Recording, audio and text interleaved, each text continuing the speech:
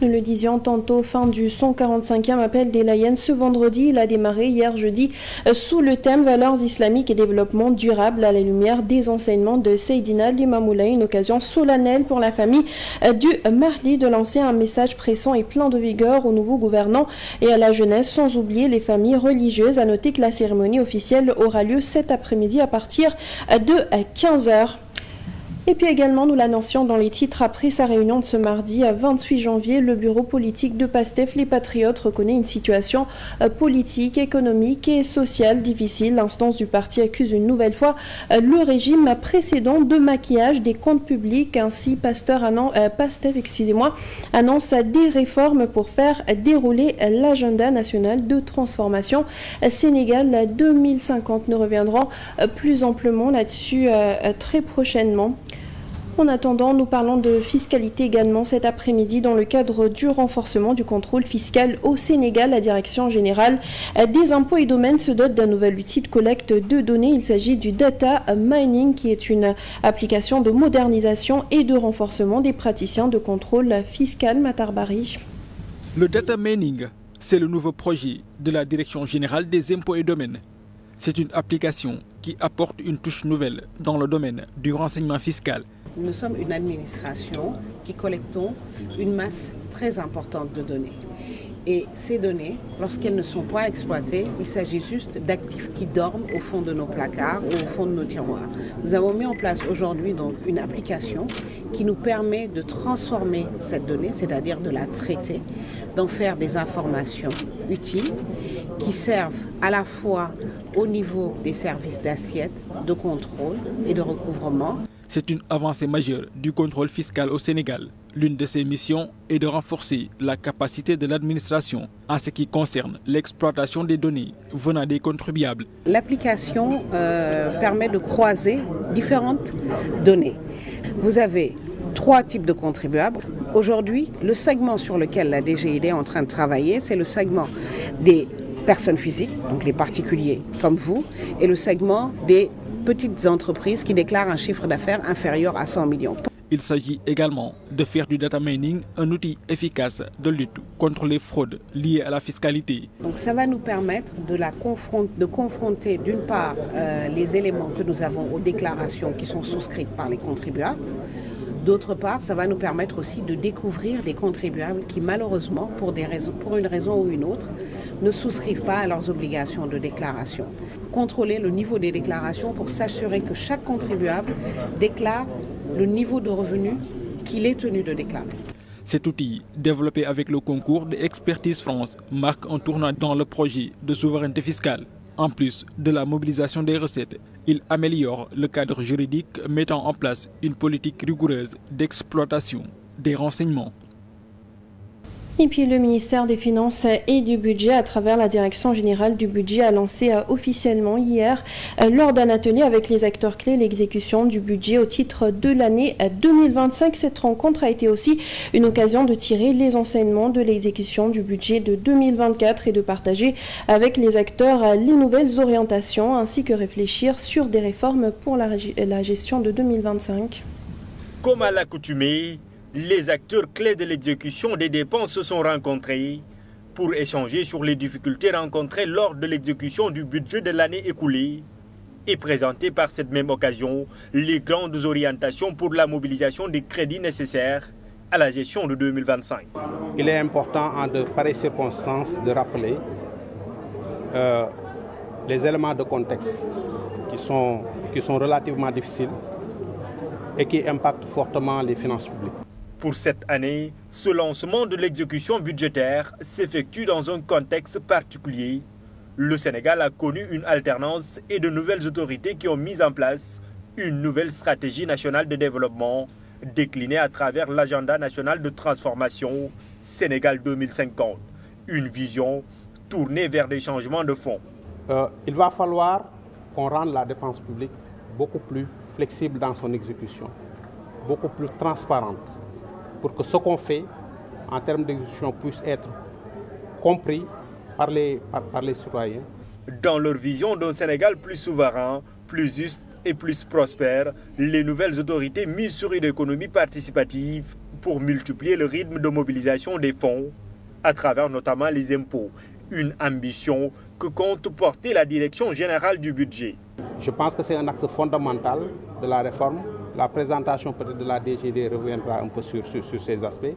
Mais l'objectif en tout cas des nouvelles autorités, c'est de faire en tout cas comprendre cette nouvelle perception de l'impôt à travers un bon usage par la dépense publique, en tout cas du produit de cet impôt-là. Selon le directeur général du budget, plusieurs défis interpellent les acteurs au vu du contexte actuel. Des défis qui exigent un changement de paradigme en matière de recettes, mais aussi de dépenses. Des questions économiques toujours, l'Union des prestataires industriels et commerçants souhaite la levée des barrières tarifaires et non tarifaires entre le Sénégal et la Gambie à cause des obstacles. Les échanges commerciaux entre les deux pays voisins sont peu dynamiques. Ils génèrent un peu plus de 100 milliards de francs CFA seulement par an. Des échanges sur des mécanismes de coopération économique ont ainsi réuni ce jeudi des industriels et des commerçants sénégalais et gambiens. Malgré la proximité géographique et culturelle entre le Sénégal et la Gambie, les deux pays voisins ont échangé moins de 5% de leur commerce global, estimé à moins de 120 milliards de francs CFA en 2023. Une situation qui s'explique par de nombreux obstacles, tels que des barrières tarifaires et non tarifaires. Les obstacles sont multiples. On a des barrières tarifaires entre les deux pays, des produits qui sont protégés comme le ciment, des produits de Coca-Cola, on a parlé de l'anacarde, on a parlé de l'eau, etc. Donc il y a des obstacles au niveau des frontières, beaucoup de goulots d'étranglement, les camions n'arrivent pas à traverser facilement. Pour rendre plus dynamique le potentiel commercial entre Dakar et Banjul largement sous-exploité, l'Union de prestataires des industriels et des commerçants du Sénégal s'est réunie pour réfléchir sur des mécanismes de coopération économique entre les deux voisins. Donc, nous allons ensemble réfléchir entre les deux secteurs privés pour fluidifier les échanges commerciaux et apporter plus de dynamisme afin d'arriver à multiplier par 5, comme a dit le Premier ministre en Gambie, les échanges commerciaux entre les deux pays. En plus de la suppression de ces obstacles aux échanges fluides, s'y ajoutent d'autres défis, un marché commun compétitif. Le secteur privé, en tout cas, doivent travailler à mettre en place non pas un marché gambien et un marché sénégalais, mais de travailler à avoir un seul marché, un marché commun. Et nous n'avons guère le choix parce que dans les années à venir, nous aurons, en tout cas, on va rentrer dans l'opérationnalisation de la ZLECAf. Et justement, la ZLECAf ne connaîtra pas d'entreprise gambienne ou d'entreprise sénégalaise. Banjul et Dakar envisagent de tout mettre en œuvre pour relever conséquemment le niveau de leurs échanges lors de la deuxième session économique sénégalo-gambienne tenue en décembre dernier en Gambie. Ousmane Sonko avait souligné la nécessité pour les deux pays de travailler à un accroissement massif du volume de leurs échanges commerciaux. Et puis nous l'annoncions à l'entame de ce journal, après sa réunion de ce mardi, le bureau politique de PASTEF, les Patriotes, dit reconnaître une situation politique, économique et sociale difficile. L'instance du parti, par ailleurs, accuse une nouvelle fois le régime précédent de maquillage des comptes publics. Par ailleurs, PASTEF annonce des réformes pour faire dérouler l'agenda national de transformation Sénégal 2050. Après avoir passé en revue les traits saillants du contexte national de la situation et des perspectives, le bureau politique de PASTEF, les Patriotes, s'est fendu d'un communiqué. Dans ses notes qui est parvenue à la 7TV, l'instance y reconnaît une situation économique et sociale difficile et accuse une nouvelle fois la gestion antérieure des caisses publiques, ourdies par l'ancien régime, disent-ils, avant de convoquer les chiffres. Le BP met en avant le déficit budgétaire de plus de 11% et le taux d'endettement de plus de 84% du PIB, le tout en 2024. La voix autorisée de PASTEF les Patriotes persiste et signe que tout ce tapage derrière la cherté du coût de la vie n'a pour but que de saper l'exercice démocratique et transparent de reddition des comptes exigé par le peuple et engagé par les nouvelles autorités, à travers une justice indépendante et impartiale, alors que ce même procédé fut le même pour cette nouvelle opposition qui va travestir les faits Au terme de la réunion, PASTEF prend donc une batterie de résolutions allant de la formation de ses membres à la finalisation de sa charte pour des élections du parti, sans oublier une levée de fonds pour la construction d'un siège national. Et puis le SAES a organisé ce jeudi un atelier de mise à niveau sur la situation des universités publiques sénégalaises, état des lieux, défis et perspectives. Cette activité marque le début de la célébration des 40 ans d'existence du syndicat autonome de l'enseignement supérieur. Compte tenu des difficultés auxquelles l'enseignement supérieur fait face, il menace d'aller en grève le 13 février prochain. Diagnostic des maux de l'enseignement supérieur. Le SAES passe au peigne fin la situation des universités publiques sénégalaises. Nous avons fait une revue de la situation des universités qui est catastrophique au vu des différentes présentations des coordonnateurs de tous les campus du Sénégal qui sont présents aujourd'hui. Nous avons fait aussi le tour du protocole d'accord signé avec le gouvernement le 6 janvier 2023 qui malheureusement n'est pas respecté. 40 ans d'existence du syndicat autonome de l'enseignement supérieur, état des lieux, défis et perspectives au menu des discussions. Des protocoles d'accord non respectés par l'autorité, à savoir le retard dans la livraison des chantiers, le déficit d'enseignement ou encore rétablir l'injustice, selon eux, aux familles des enseignants décédés. Le SAES a été obligé de déposer une préavis de grève le 13 janvier 2025 et nous irons en grève à coup sûr parce que nous ne sommes pas reçus de l'attitude du gouvernement qui n'appelle pas la négociation, qui n'appelle pas la concertation, puisque notre ministre est aux abonnés absents. Donc je pense que sur cette question-là, nous avons fait tout ce qu'il y avait à faire. Nous avons alerté, communiqué, dialogué. Et maintenant, c'est une question de droit qui est non négociable pour laquelle le SAES se lèvera en tout cas dès le 13 février pour justement entamer cette lutte-là. Un gouvernement aphone, insensible aux problèmes du SAES selon le secrétaire général. Cependant, il pointe du doigt le ministre sur l'orientation des nouveaux bacheliers. Sur ce point, normalement, les quotas sont définis d'un commun accord entre les universités et le ministère. Mais cela n'a pas été fait.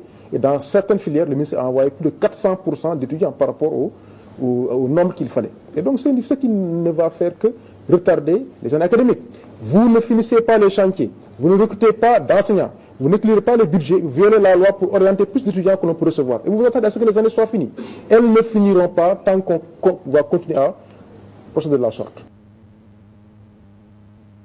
Le coordonnateur du SAES Ziguinchor a quant à lui dénoncé l'attitude de la mairie de la dite région. Selon Moussa Diallo, les autorités municipales ont décidé de récupérer le site qui abritait l'UFR santé de l'université, une situation qui inquiète ses responsables qui ont donc décidé de ne pas se laisser faire.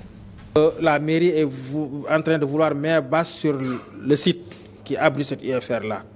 Nous n'aurions pas pu croire à de telles allégations si nous n'avions pas vu par la preuve qu'on est en train de construire un mur au sein même de l'UFR et qui est attribué à la mairie. Donc cette construction-là, on dit que c'est du fait de la mairie de Ziguinchor.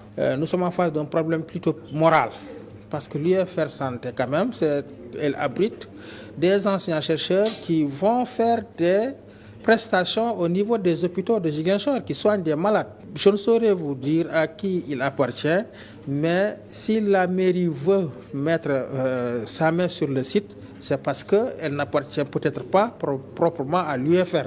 Mais puisqu'on est en train de faire des universités à tout va, il faut qu'on emprunte des sites.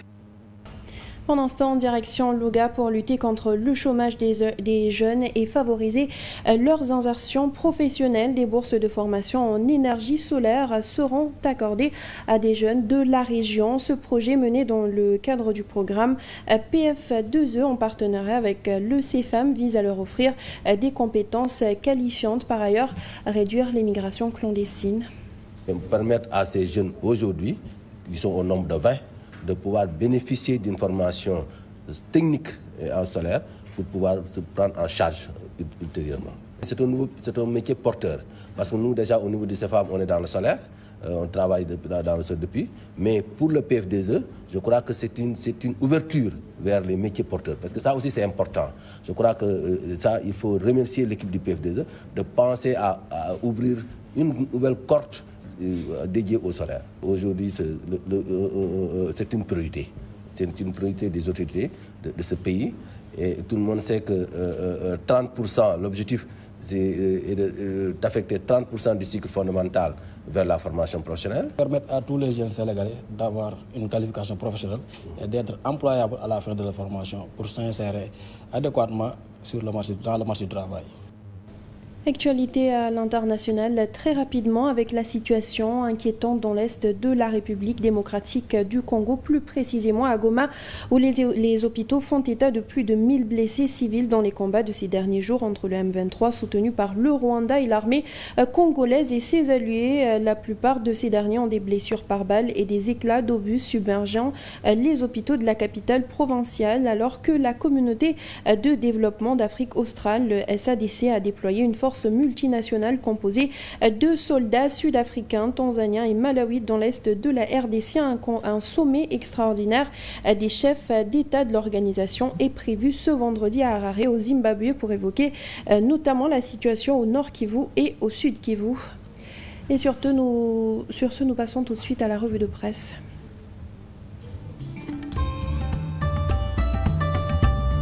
Bonjour. La célébration de la 145e édition de l'appel de Seydina Limamou Laye et la mobilisation des recettes par la Direction générale des impôts et domaines sont au menu des quotidiens de ce vendredi. Résonance éternelle immaculée, titre Le Soleil, qui note que le 145e anniversaire de l'appel de Seydina Limamou Laye résonne une fois de plus, offrant aux fidèles layennes l'occasion renouvelée de répondre à la voix intemporelle du Saint-Maître. Chaque année, cet événement est bien plus qu'une simple commémoration.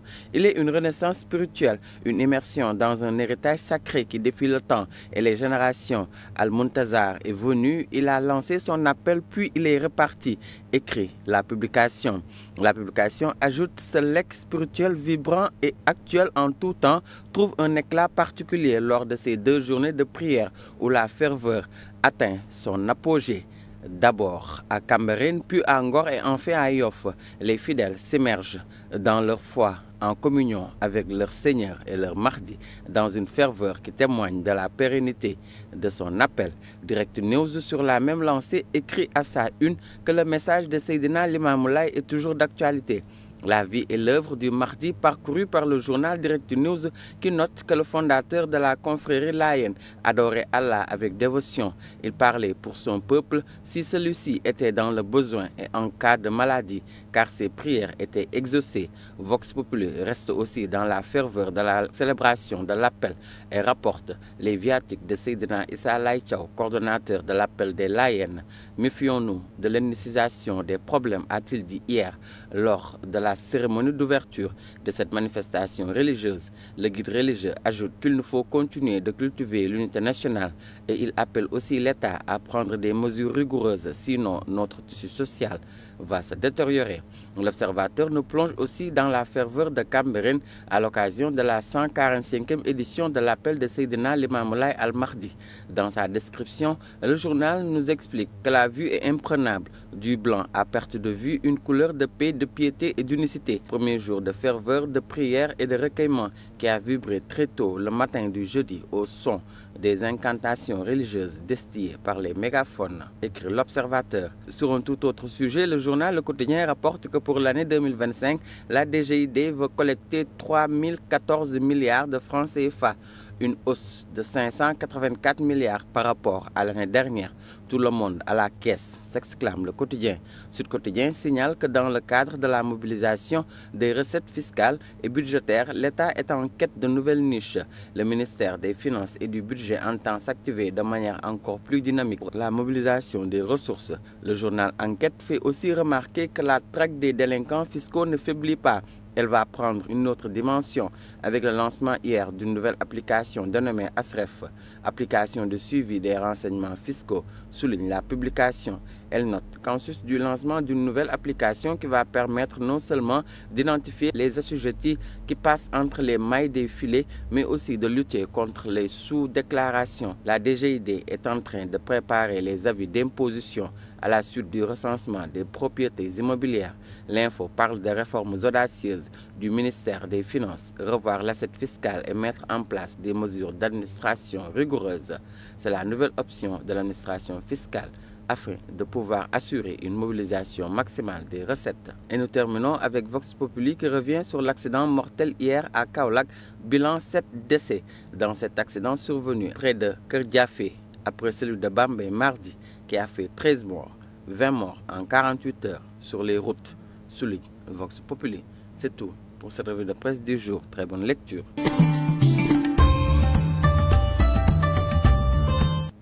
C'est la fin de ce journal. Merci à vous de l'avoir suivi. À 14h, vous avez le Wolof. Merci, bonne suite de programme sur la 7 TV.